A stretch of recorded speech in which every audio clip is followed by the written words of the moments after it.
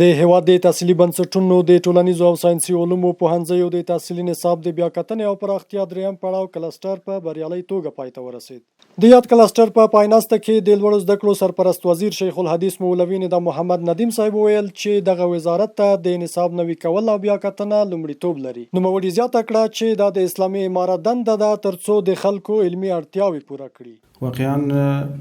په ټولو چارو کې دغه تحصیلي نظام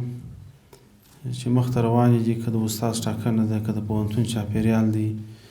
که د ساعتونو ترتیب دی، په دې ټولو کې هغه اساسي شی چې ټولې چارې پرې تړلې دي او د ټولو چارو د سمون ذریعه ګرځي او نتیجه لاسته راوړي، هغه هم دا نصاب دی. د اسلامي نظام د اسلامي رهبرۍ مکلفیت دا دی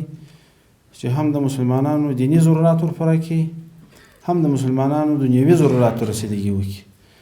دا دواړه د فرضیت درجه لري. وروسته د تحصیلي نصاب د ملي کمیسیون غړي پوهندوی عبدالجبار څپان ویل چې دغه کلسټر د نصابونو د بیاکتنې ستړی علمي مزل پای ته ورسید. ډېر خوشحاله یو چې د یو اوږد علمي سفر په پایغونډه کې له تاسو سره مخامخ یو او زموږ او ستاسې د دغه اوږد علمي سفر او یو څه د کړکېچونو او منازعاتو د علمي مباحثو نه ډک مزل نن له خیره پای ته رسیږي او د موجوده 38 کلسترونو یعنی د 38 رشتو کلسترونو خپل د نصاب د پرمختیا د ارزونې او د تجدید دغه بهیر چې